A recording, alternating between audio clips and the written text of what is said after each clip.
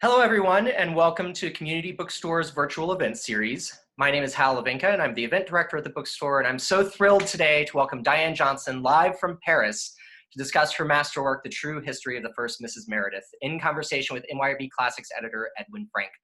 We're especially happy to be continuing our ongoing series with the NYRB Classics and to be able to reach you all in the comforts of your home to celebrate the reissue of a book that so many of us already love and that so many of you will come to love if you've not read it before. So to a little bit of housekeeping, you should be able to see and hear our presenters, but they cannot see or hear you. So if you have any questions, please click on the Q&A button just here at the bottom of your screen and submit your questions that way. We'll try and get through as many of those as we can at the end of the event. There's also a chat button right here below where I'll be posting a link to buy today's book, as well as a link to donate to organizations fighting racism and police brutality, if that is within your means. A caveat for tonight's event and all virtual events, we're at the mercy of our home internet connections and server loads, so please bear with any technical issues that might arise during the program. This one is going all the way to Paris and back, so we will try to solve those as quickly as possible if they arise. And finally, we'll be adding more virtual programming through the summer and into the fall, so please do check in on our event listings or sign up for our newsletter to find out more. One that I will mention, we'll be continuing our NYRB Classics series on Thursday, July 16th, bringing Jonathan Buckley to the Zoom stage to discuss his novel, The Great Concert of the Night, in conversation with none other than Edwin Frank. So now a bit about tonight's presenters, and we'll get started. Diane Johnson is a novelist and critic. She's the author of Lulu and Marrakech and Le Divorce, among other novels, and of a memoir, Flyover Lives. She lives in Paris and San Francisco. And Edwin Frank was born in Boulder, Colorado, and educated at Harvard College and Columbia University. He is the author of Snake Train, Poems, 1984 to 2013, and the editorial director of the NYRB Classics series. So Diane and Edwin, the stage is yours. Thank you. Thanks, Hal. Thank you, Diane, for staying up to take part in this event. Thank you all who've joined us out there in the virtual yonder for doing that. This book, The True History of the First Mrs. Meredith, was first published in 1972 as just as Lesser Lives, which is the subtitle, and in a way it couldn't be more timely, since one of the concerns here are the ways in which differential values are put on the lives of whole classes of other people, and the damage that that does to people, as well as, in this case, women, and as well as the damage it does to our perception of history. As you say in your book several times, the lives of the lesser lives of the lives of lesser lives don't appear lesser to the people who live them. The mid 19th century life of Mary Ellen Peacock Meredith, the daughter of the minor novelist Thomas Love Peacock, and for a brief time the wife of another novelist, George Meredith, who fell ill shortly after breaking up with her husband and died soon after, and was hence condemned to bear the name of Meredith forever, as she presumably did not wish to do. As you tell, it is both a portrait of a woman and a portrait of a family and a portrait of an age, really. And it's also a meditation on what we can and can't know about other people and what we can and can't know about history. It's a thought-provoking and really wonderfully entertaining book. And I think we were going to begin with your reading from a section from it.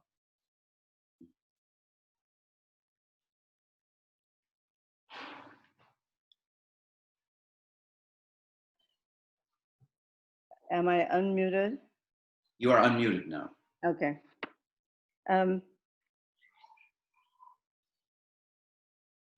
Sorry. Many people have described the famous writer presiding at his dinner table in a clean neckcloth. He is famous. Everybody remembers his remarks. He remembers his own remarks, being a writer, and notes them in his diary. We forget that there are other people at the table a quiet person now muffled by time, shadowy, whose heart pounded with love, perhaps, or rage or fear, when our writer shuffled in from his study, whose hands white-knuckled twisted an apron, whose thoughts raced, or someone who left the room with a full throat of sobs.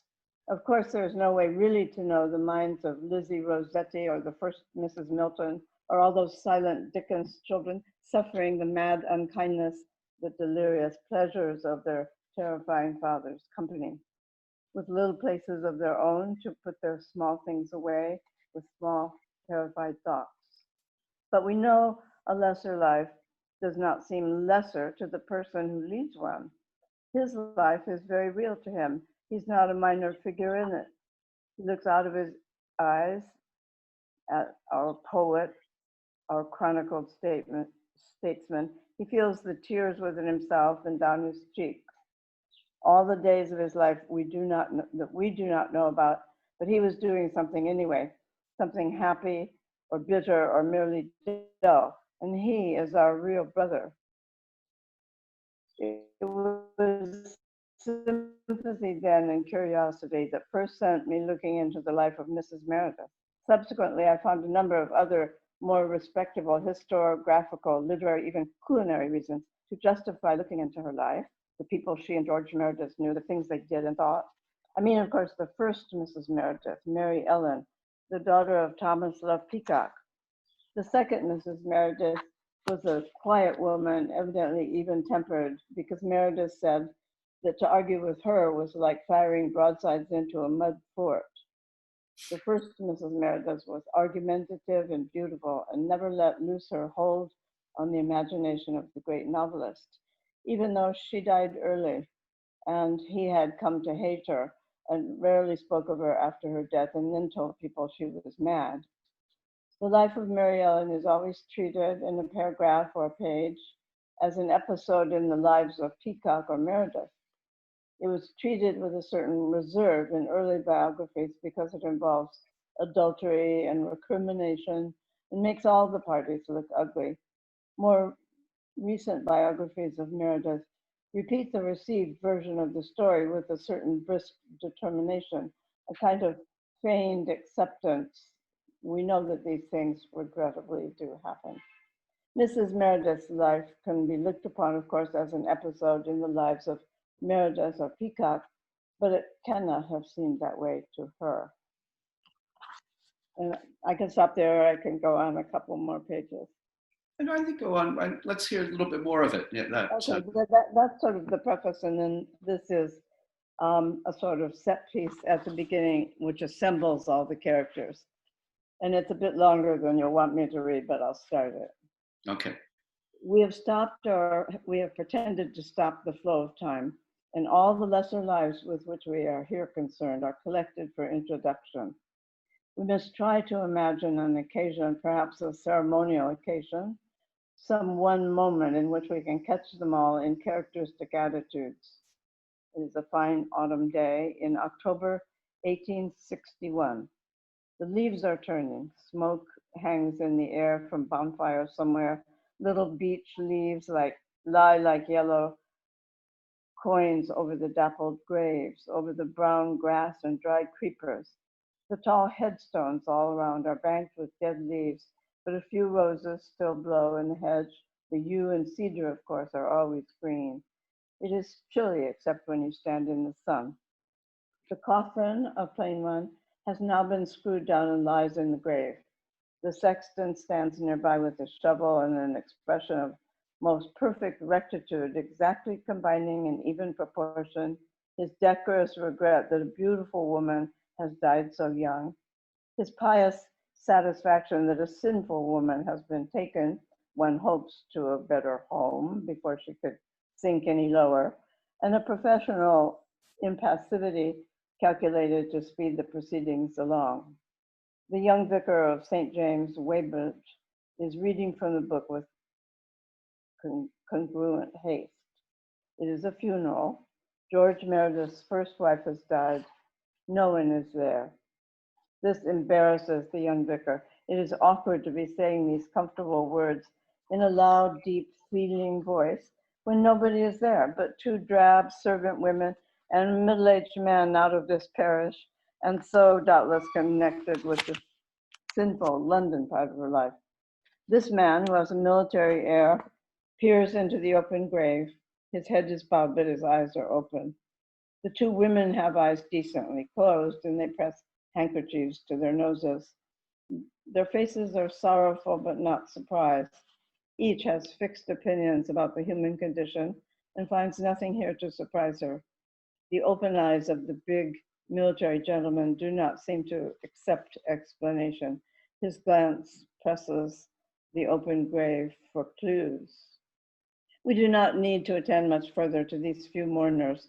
The first of the two women is Jane Wells, Mary Ellen's maid. She will find another place, a good one with Lady Blessington of Tunbridge Wells, and will marry a man named Perdue. We do not know if she was fond of Mary Ellen, but she was faithful and conventional about funerals. It was a blessing someone was, poor creature, for all that her family turned up to lay her to rest. That was Mrs. Bennet's view too, and they exchanged this opinion as they walked. Mrs. Bennet would have brought her charge, little Felix, to see his mother off to her reward, but the father, an atheist, wouldn't hear of it, and maybe it was just as well, she remarks to Jane Wells, for the sight of his mama's open grave, and no one there to mourn her, could not help her but be a sorrow to her when he was old enough to understand why. The military gentleman was Captain Henry Howes, just someone she used to know, of no importance except, of course, to himself. We do not know why he turned up at the funeral of this forlorn lady. Some remembered affection, some prompting of propriety, some promise to her father, perhaps. He was remembering as he looked upon the coffin, as people will on such occasions, happier days, when she and her brother and Hilary St. Croix and Peter Daniel and George Meredith, all of them so anxiously literary, all lived in London and were happy. And of them, only Meredith was going to make his mark. That seems certain already. Well, off he walks, and whether he lives or dies, a matter of utmost consequence to him, we cannot say. Thank you. So why don't you tell us about the scandal that lies behind this early death? Here's Mary Ellen, who's at 40, I think, at this point, and with 2 children, I can't remember, but anyway. 3 children, actually. 3, yeah. 3 children with 3 different fathers. Right. Mary Ellen was married young to a dashing young sea captain. And while she was pregnant with her first child, after only a few months of marriage, he was drowned in an accident at sea. So she went back to live with her father, who was a famous writer in his own right, Thomas Love Peacock. Now, not very much read, but a notable figure, friend of an earlier generation of writers, Shelley, Byron, and that crowd. So she came back to near London, the suburban London, we'll say, and when she met George Meredith, very promising, 7 years younger than she, handsome, budding writer. And they fell in love, were married, and she had a baby, little Arthur. And somewhere along the line, his conventional requirements for what he wanted in a wife, dinner on the table, his writer's ego, his various irritating qualities, whatever went wrong, we really don't know. She ran off with a young friend of theirs, a painter, a minor pre-Raphaelite painter named Henry Wallace. And soon she was pregnant by Henry, and that's the 3rd child, called Felix, a little boy. And all this happened in the space of a few years. And what called my attention to it was that this story was always abridged in biographies of Meredith and of Peacock and so on, with a couple of sentences. He married Mary Ellen, his first wife, but she ran off with, and the marriage broke up or something like that, and then she died. Yeah. And it was always, the death was always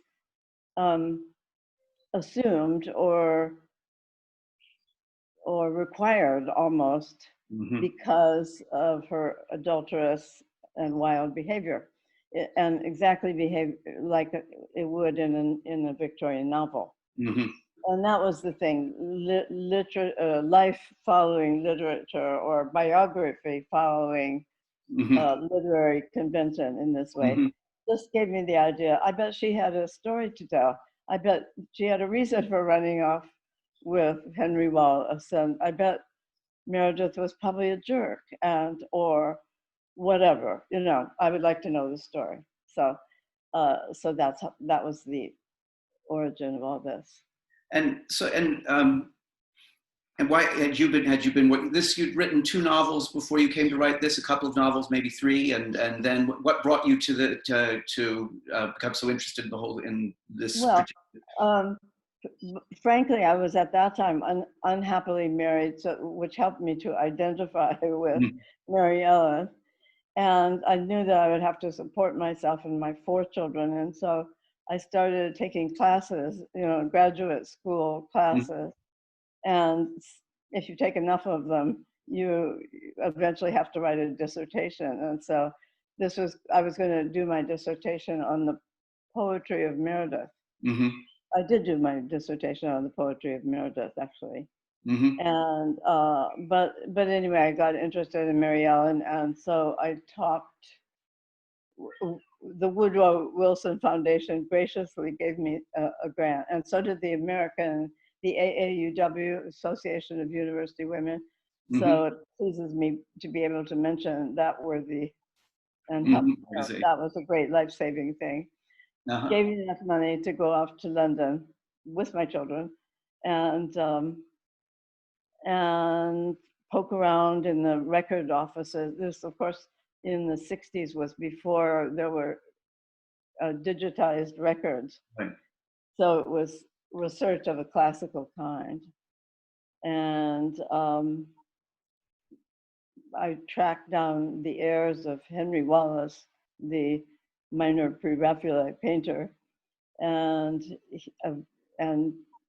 eventually found letters and a few things that led me to Mary Ellen.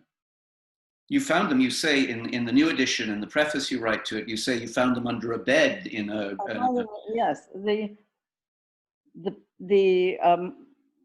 people who had inherited, not from Henry Wallace, but from Henry Wallace's son, because now we're talking, you know, 100 years later or something, had just recently inherited a house intact with all of its furnishings. And in the house was a box room, as the English call the junk room. And in there, there was just a heap of papers and books and stuff under the bed. And so I I poked around and saw the paint box, and for some reason, it looked like a place that you might stash something. So I picked it up, and it rattled, and inside was the packet of letters from Mary Ellen to Henry. You must have been just astonished. I mean, I was jubilant, astonished, and jubilant. Yeah, it's one of those rare moments that I think happens to few biographers, because by now everyone has read everything, and everything is digitized and so on. So that really kind of attic discovery Yeah, like became buried treasure. rarer and rarer. So I was extremely lucky. Yeah. And yeah. Now you don't tell that story in the original edition, and you actually you sort of bury your sources, as it were, in the telling of the story as you unfold it, so that they almost come magically to hand in your I don't narrative. know why it didn't seem to fit or something. Now I do think that it fits, and Uh-huh. it gives me a chance to thank the Whitings, Yeah. the people that owned the house. But at the time, of course, they were still alive. I suppose I had in mind too what that they were going to read it, and I couldn't describe their box room as a mess. Uh-huh. Whatever. Yeah. I could, You, well, let's talk a little bit more about Mary Ellen, who you describe at one point as, I mean, she seems to us, from our perspective, sort of path-breaking and a woman ahead of her time, albeit a woman caught in the wrong. But you describe her at one point as realistic, ironic, and old-fashioned in the context of a kind of nascent Victorian world. And so what was the conflict in her character with the world she had, in some sense, come to live in, and how had she developed that character as you depict it? Well, old-fashioned, what I meant, I think, in that context by old-fashioned is she was old-fashioned in the sense of an earlier generation, and the earlier generation had been Mary Shelley, Mary Wollstonecraft, bold, path-breaking, unconventional women, and they were more or less in the same set as her father. So she she had those women as models rather than Victorian Mrs. Grundy's. And so that's probably what I meant by old-fashioned. Yeah. She did some things that now seem amazingly prescient because she and her father were early foodies. Yeah. And there are a lot of, I think they're at the Sterling Library, cookbooks and manuscripts of recipes that she, but also Peacock, wrote out, and they had theories about cookery. And this strain went on because her daughter, by her first husband, Edith,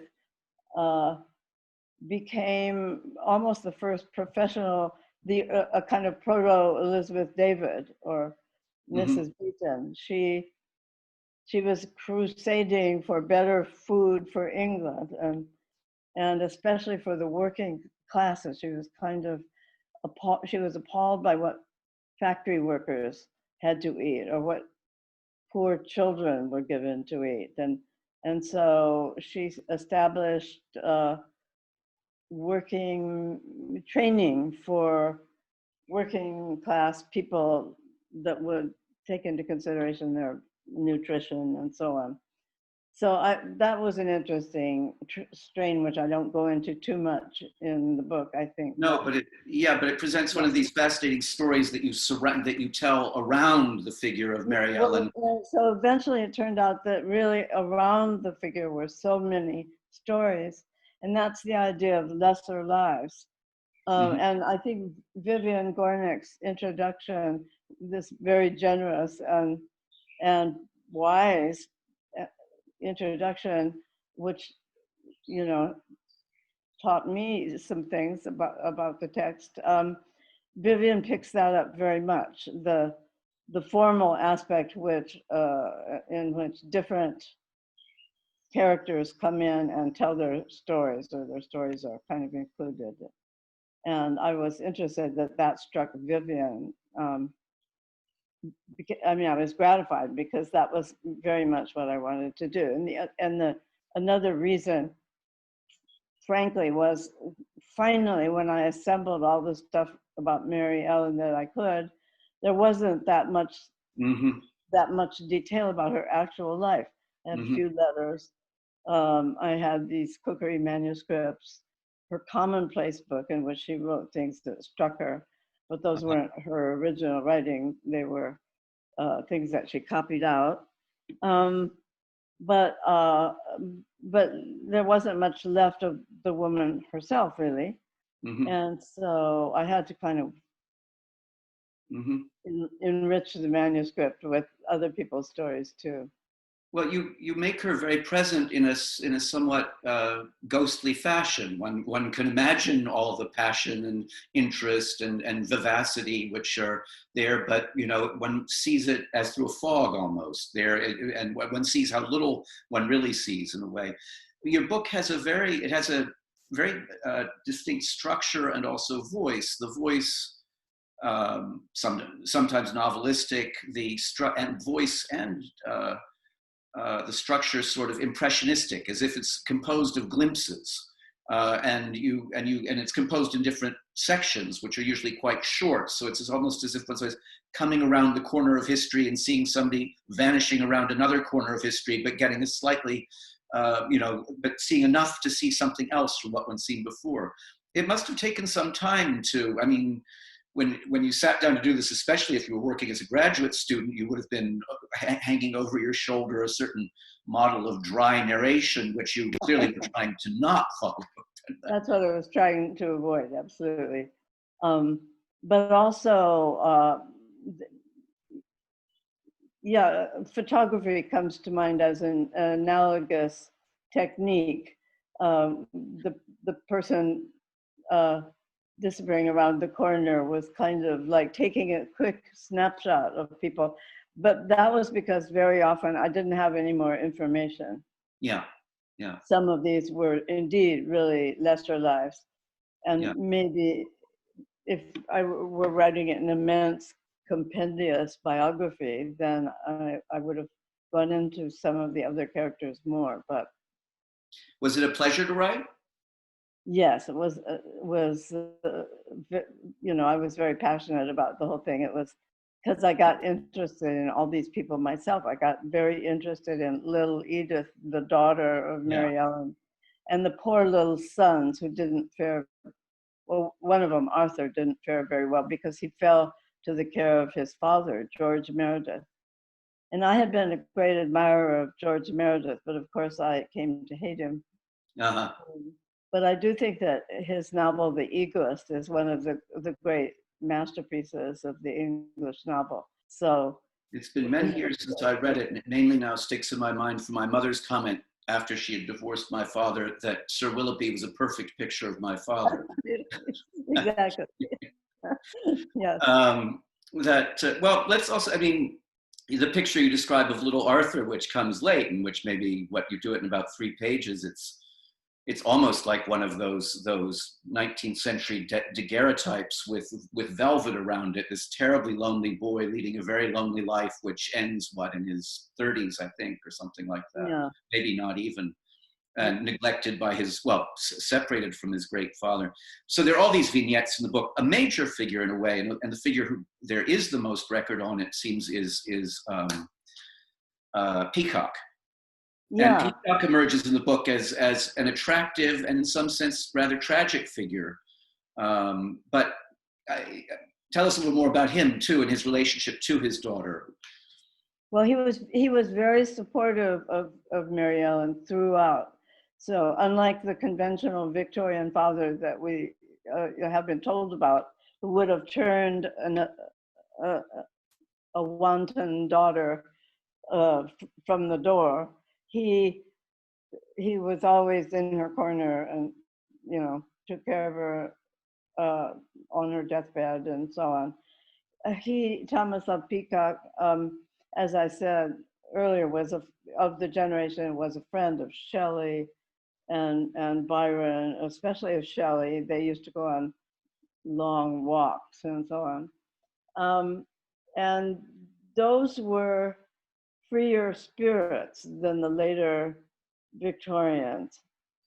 And so Peacock had this youth of sort of a wild youth with Shelley and others. And then, I don't know, he got a job. I don't know exactly what went through his mind, but he got a job and he turned out to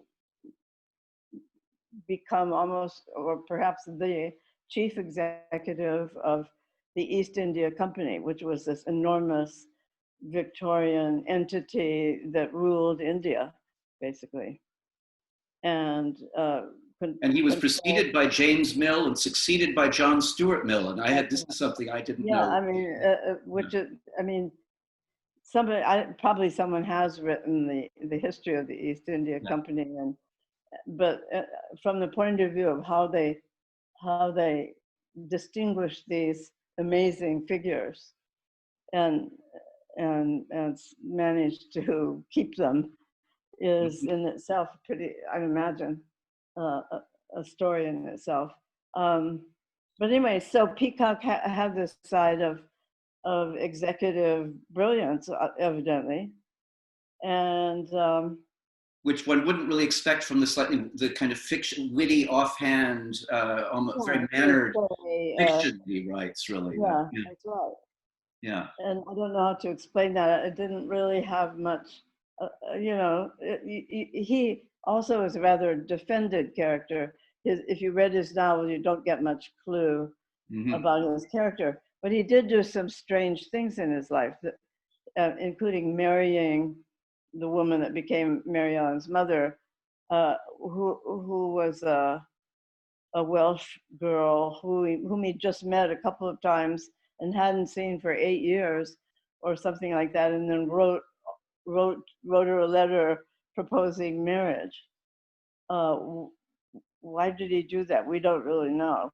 And it doesn't seem to have been a particularly happy.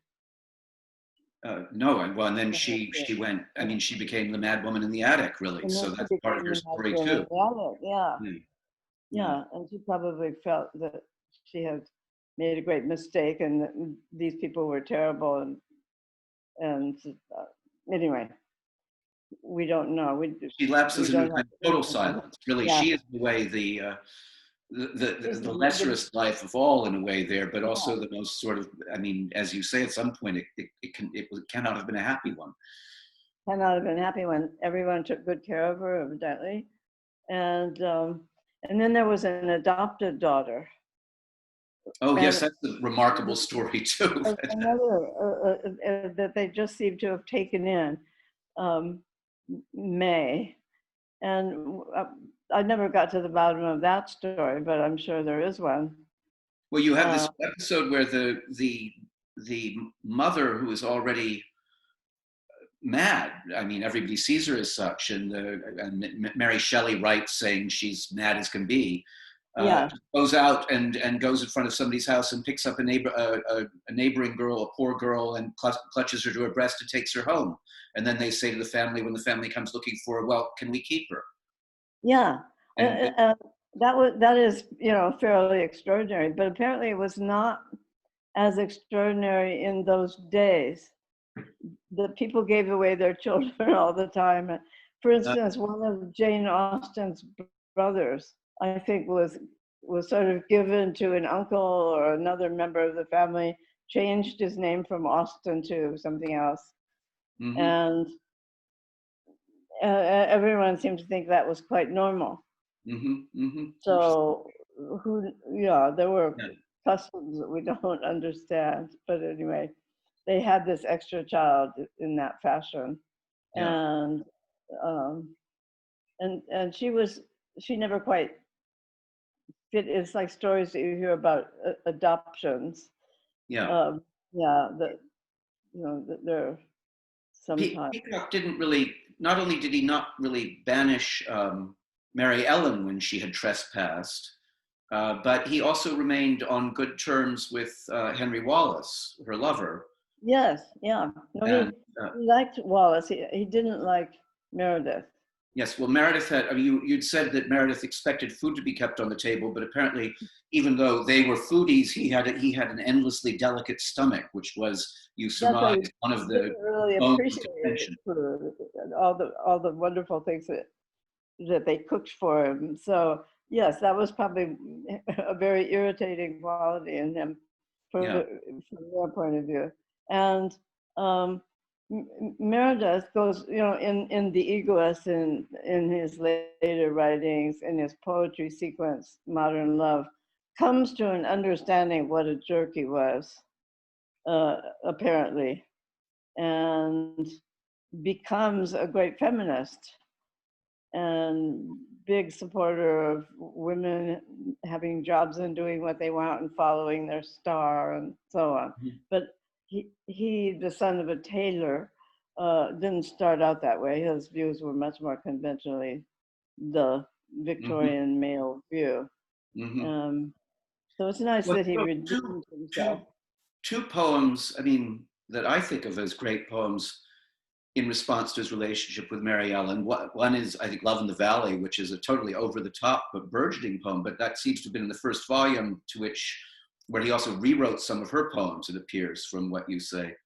But then then there's Modern Love, which you quote, and in which there is one person who told this story at some length, or a variant of this story at some length before you told it, and that's Meredith.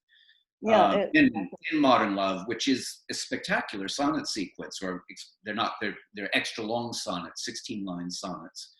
But you take issue somewhat with how he tells the story in that sequence.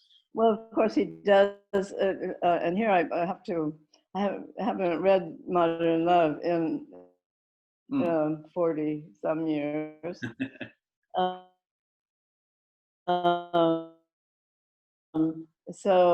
But my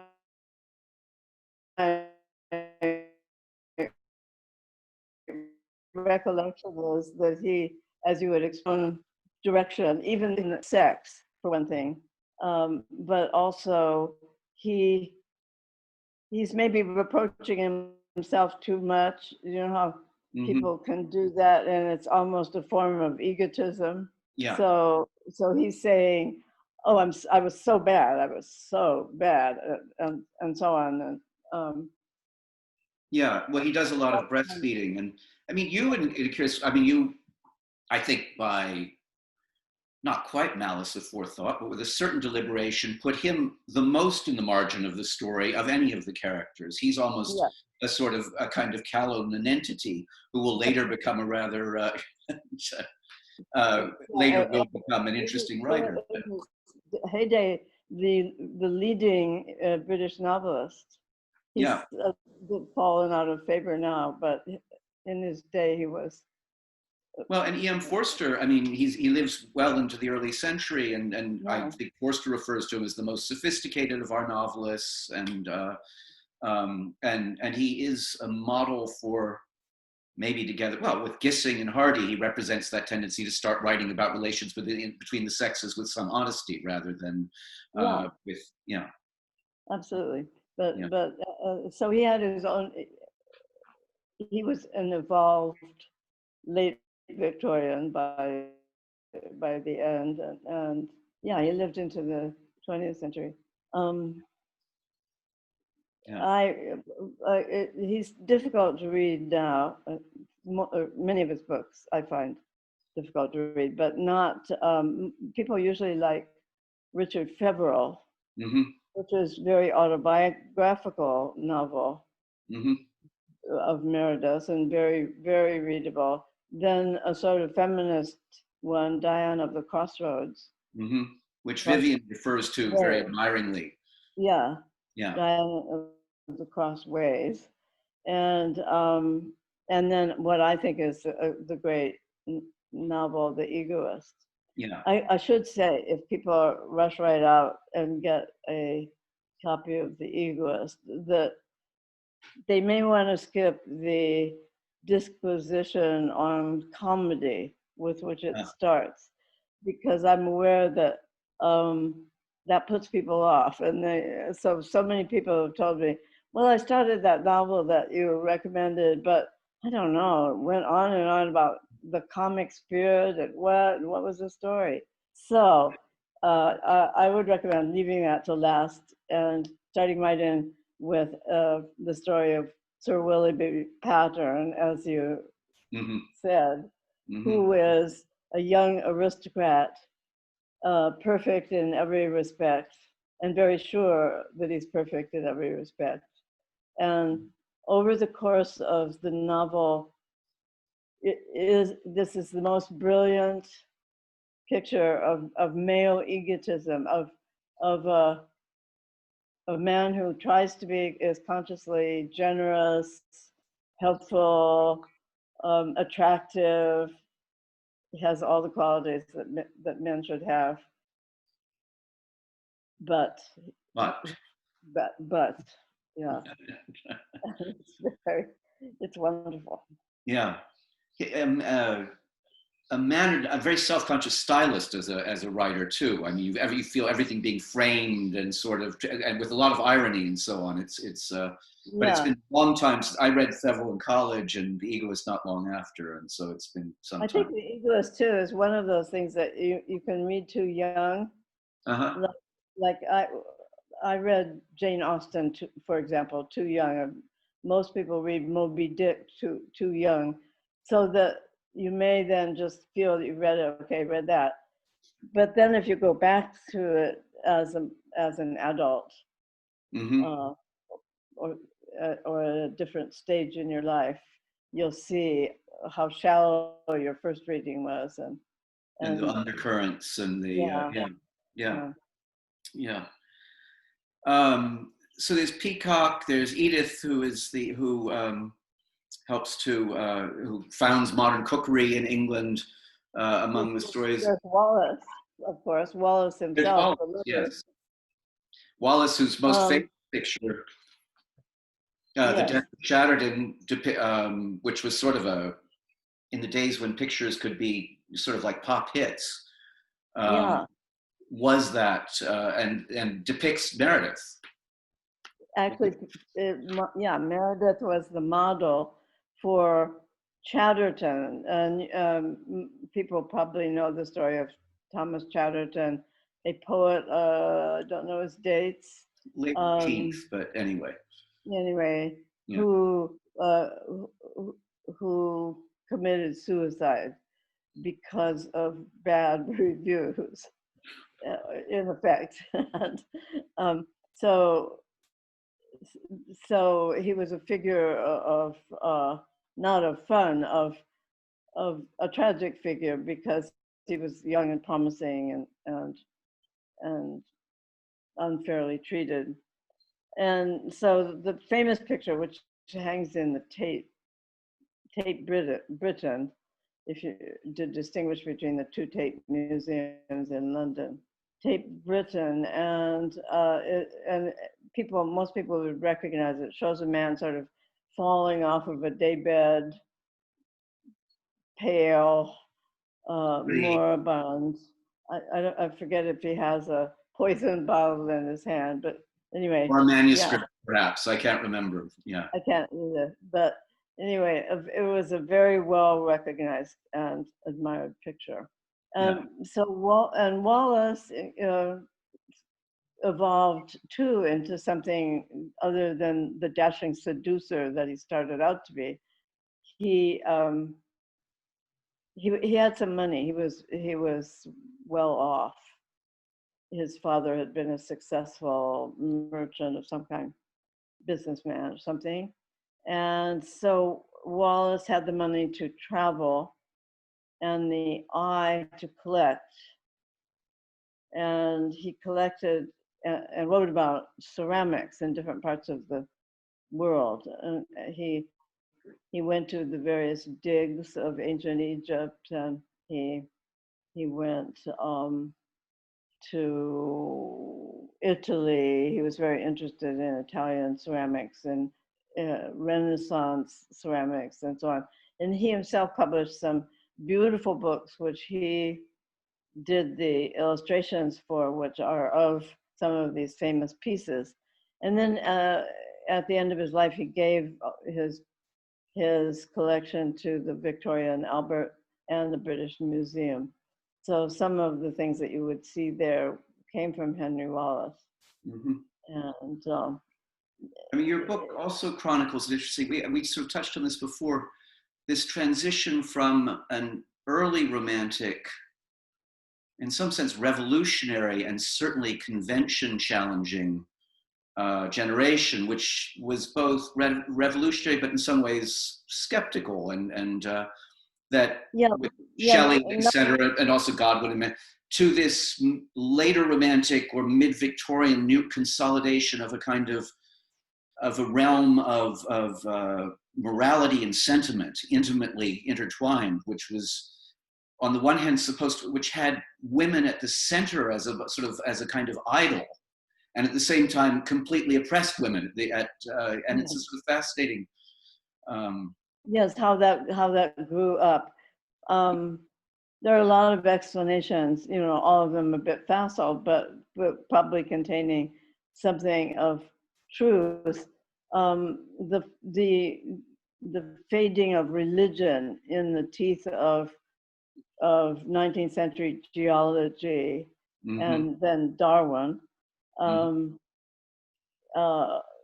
then led to a search for other kinds of certitudes, I suppose,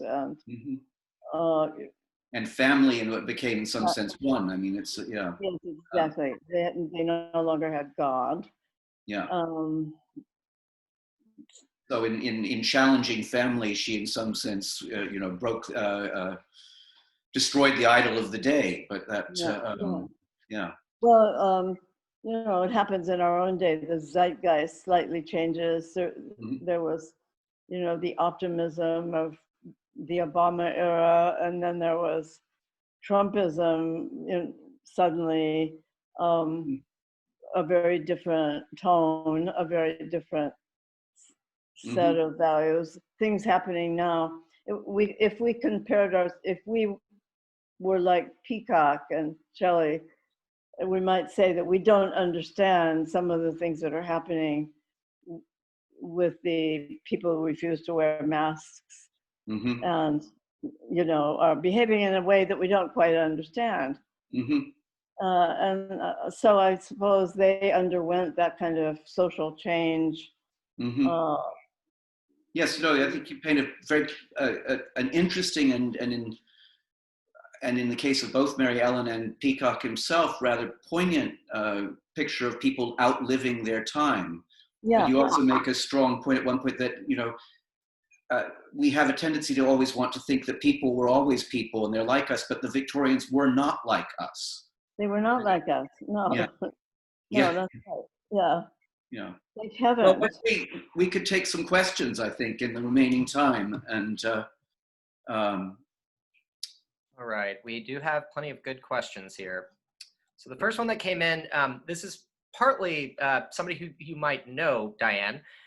This is from Paul Middlebeck. He says, "Hi, this is Paul. We grew up down the street from you when you lived in Los Angeles and inherited your wonderful cat Cynthia when you went to London.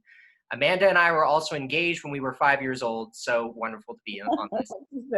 I'm delighted to hear from Paul. A brilliant child who could read when he was 2.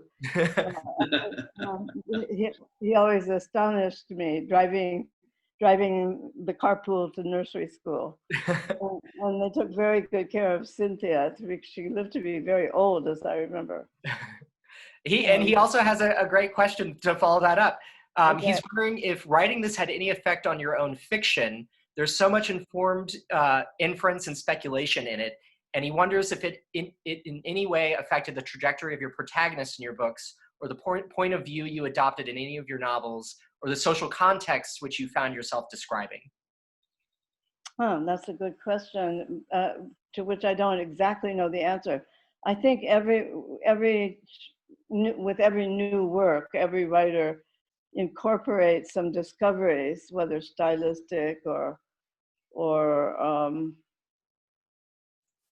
just about your own perceptions that you then apply to subsequent works. That's not a very concrete answer, but I would say that no effort is wasted. So I probably took some things away from that. And one of the things I would say is the freedom to drop a subject or a story when you've said enough.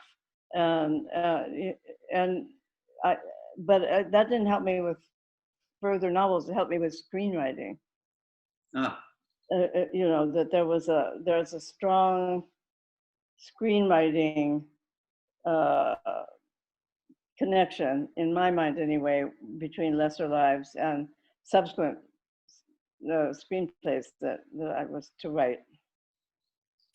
Our next question, were you influenced at all in your interest in Lesser Lives by the Annals of School of French History? Say that again.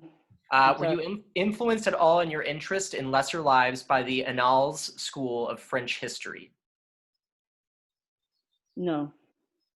I would say no. I mean, I was unaware of, until I came to live in France, I knew nothing about France. I was so uninterested in it. I had never read any French historians, French theoretical, except Robbe-Grillet, whom I revered. And you can see that there was a connection between Robbe-Grillet and and Lesser Lives in a way. That's very interesting. New novel I was very interested in, but I don't understand. I wish now I understood what he's talking about, because it sounds interesting. What was the greatest documentation or archival challenge you faced while writing this work? Well, as I said, because nothing was digitized, I had to learn really how English public records worked, and I also had to get permissions to go into where the wills are filed, or where property tracts were described, or the kind of way that people kept track of Victorian grave sites. I mean, all kinds of archival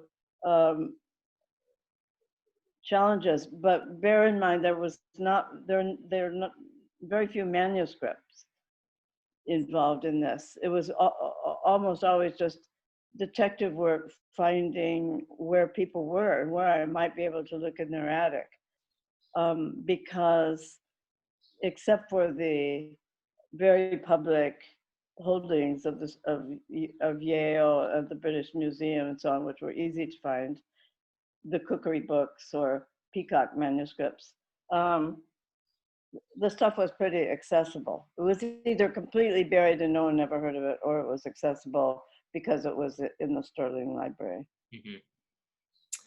Mm-hmm. Does Mary Ellen form a model for George Meredith's characters? And if so, how does she fare in the end? Certainly Diana of the Crossways, it's assumed that she was based in her free-spiritedness and her defiance of convention on Mary Ellen. But in fact, Meredith is not very interested in his female characters apart from Diana. There are always some imposing women, but they're not central to the story. Richard Feverel, he's interested in Richard Feverel. He's interested in Willoughby Patton, for example, or in his main characters are men, and so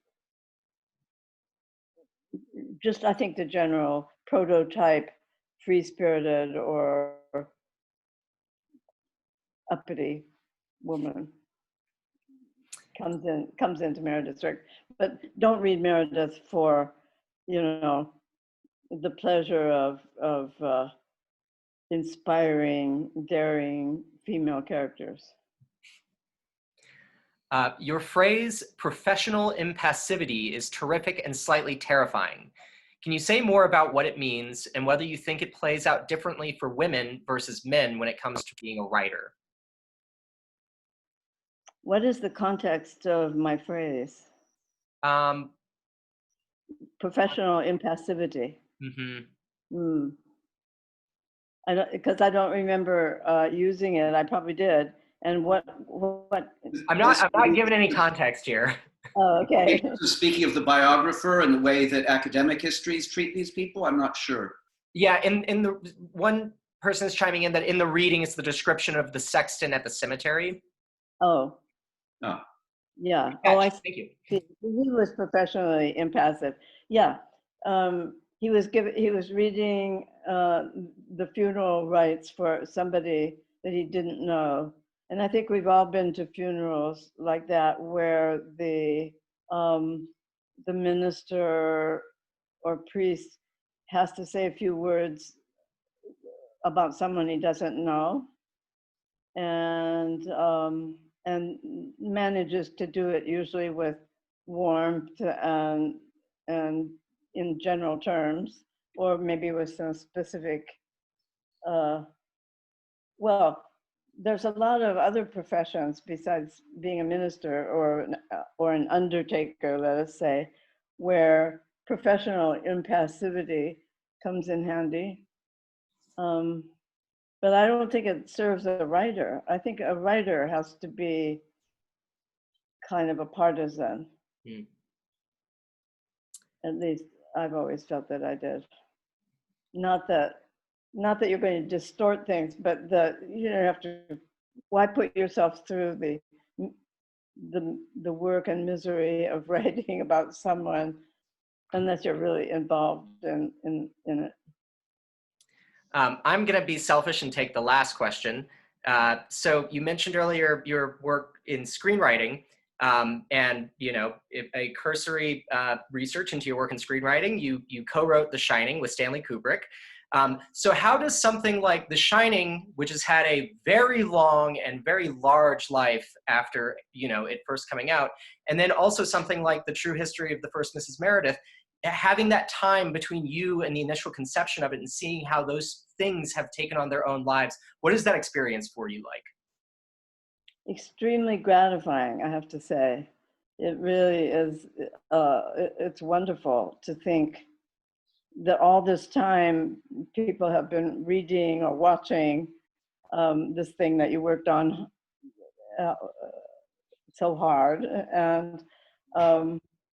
and make some sense of it and feel that it's worth bringing back or keeping on the screen or whatever. No, I have to say it's been a total thrill and pleasure. There was a reunion of people that worked on The Shining last year, or maybe 2 years ago now. And I think the remaining people, because of course Kubrick was gone and several other people were gone and Jack Nicholson wasn't there. None of us could believe that The Shining was as alive as it still is. That was quite surprising. I find it not surprising at all, considering I watch it once a year. So thank you so much, Diane, for your time, for staying up late in Paris with us. Thank you, as always, Edwin, for the lovely conversation. I could have listened to that for another 2 hours, but that would have put us towards 2 a.m. Diane's time. So the book is The True History of the First Mrs. Meredith. It is been republished by the NYRB Classics, and it will have a long life on that imprint. So please go over to our website, most importantly, www.communitybookstore.net, and buy a copy of it. And otherwise, Diane and Edwin, I wish you both so well, and thank you so much for your time. thank you. Thank you, Hal. Thank you, Diane. Thank you, Ezra. Great seeing you. Have a conversation. Bye. Yeah, bye.